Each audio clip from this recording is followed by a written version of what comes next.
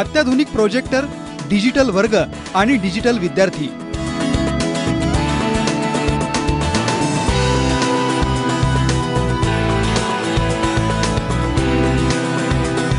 ऐकून विश्वास बसणार नाही, पण हे चित्र आहे रायगड जिल्ह्यातल्या उरणच्या जिल्हा परिषदेच्या शाळेचं। यांच्यातला पहिला कोणता येईल? मग तो पहिला घ्यायचा। आम्ही आमच्या तालुक्यामध्ये जे जिल्हा परिषदेचे शिक्षक आहेत त्यांच्यासाठी विशेष असं एक digital school, Uran digital school बाबत मार्गदर्शन शिबिर आयोजित केलं होतं आणि त्यातूनच या शाळेने या ठिकाणी डिजिटल ही संकल्पना या ठिकाणी प्रत्यक्ष राबवलेली आहे।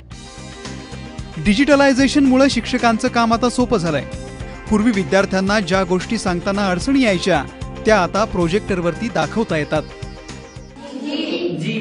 अल्फाबेटिकल ऑर्डर कशी लावायची होती, मग हा एक हा शब्द उचलायचा आणि आता एक मी तुम्हाला जोडून दाखवतो। शिवाय विद्यार्थ्यांच्या पाठीवरचा भारही उतरलाय।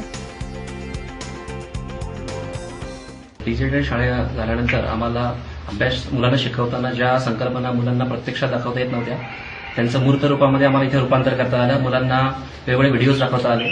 अगदी फुलपाखराचं सुरवंटापासून फुलपाखरू कसं तयार होतं हे सुद्धा मुलांना पाहायला मिळत नव्हतं, ते आम्हाला या व्हिडिओच्या स्वरूपात पाहायला मिळालं।